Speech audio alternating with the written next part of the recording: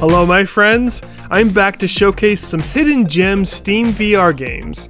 Both new games that have flown under the radar for many, and some older games that have been long forgotten. From exploration to shooters, we've got it all today.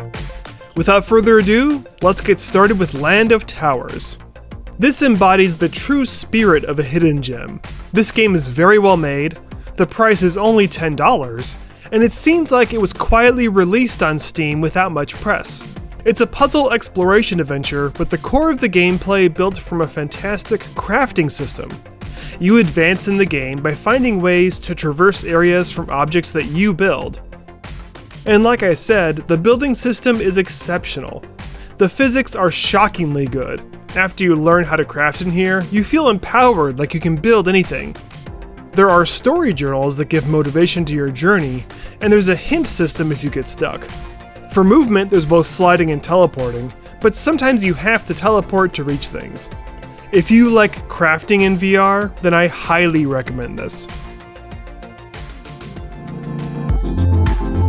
The Last Worker is an interesting mix of gameplay styles that's difficult to easily fit in just one category.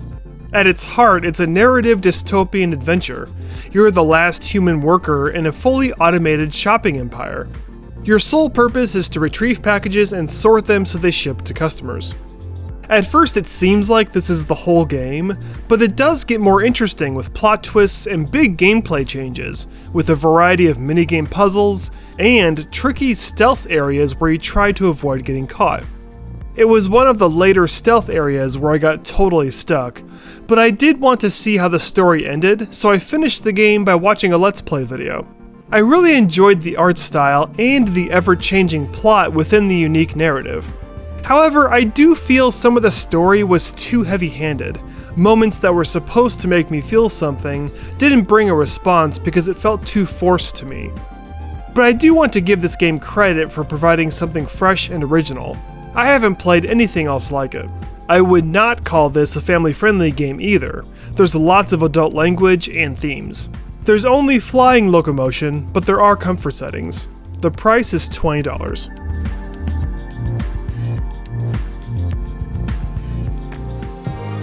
Have you ever wanted to play a game like Pokemon Snap inside a mind-bending psychedelic world?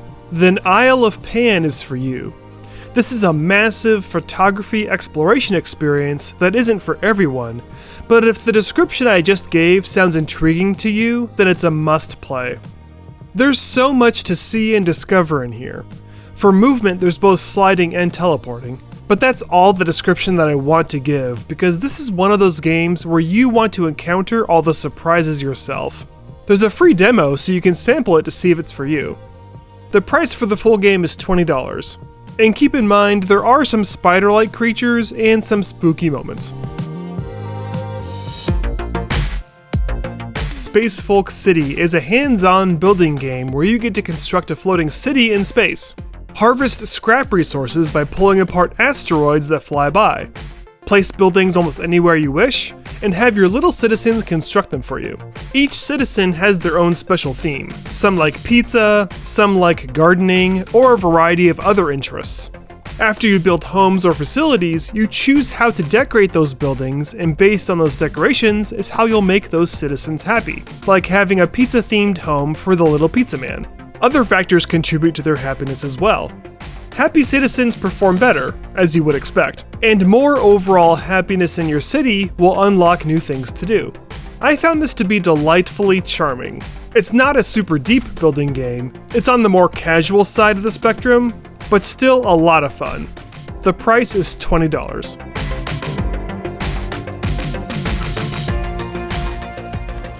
Gambit is an incredibly irreverent action ride where you and your buddies go to rob a train and cause massive mayhem while cursing like a sailor wherever you go. The gameplay reminded me of After the Fall, where you go through a story campaign by clearing out enemies in isolated areas.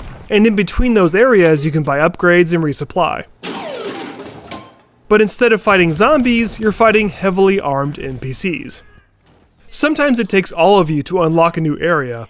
In single player, the AI friends do it easily, but I'm guessing that in multiplayer, it requires a bit more communication. I thought the colorful visual style was nice, and even though this game isn't my particular cup of tea, I wanted to feature it in this video because I think it's being reviewed unfairly on Steam. I find it to be a decent multiplayer shooter. The only mode of movement is sliding, the price is $20. Titans of Space Plus is one of the best educational VR experiences I've come across. It's a guided tour of our solar system, and the amount of information in here is staggering. I learned so much in here, I felt like I took a college course on the subject. This is so much more informative than you think it is. There's also some moments that filled me with awe as I got a truly immersive feel for the sheer scope of the planets and stars. Unfortunately, the voiceover quality isn't spectacular, but it is passable and gets the job done. If you like learning about space, then I can't recommend this highly enough. The movement is primarily flying while you sit in the cockpit, and the price is $10.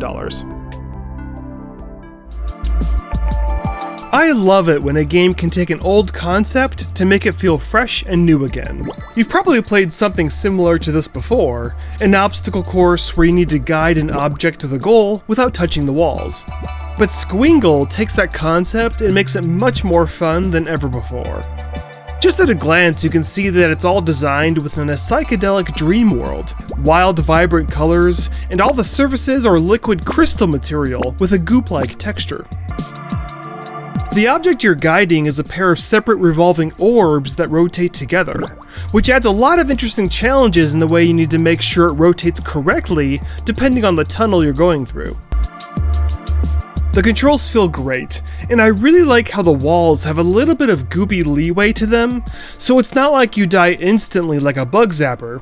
You're actually allowed a little bit of friction, but if you continue to hit the wall for too long, then you do die and start again. There's 100 levels in the campaign, and there's replayability with optional goals to achieve, and a more difficult fast mode. The bottom line for me is that this was a delightful surprise. The trippy and relaxing atmosphere is one that I enjoy playing in, and this is just one of those games where flat screen footage doesn't do it justice. The visuals in this game truly shine in VR. The price is $15.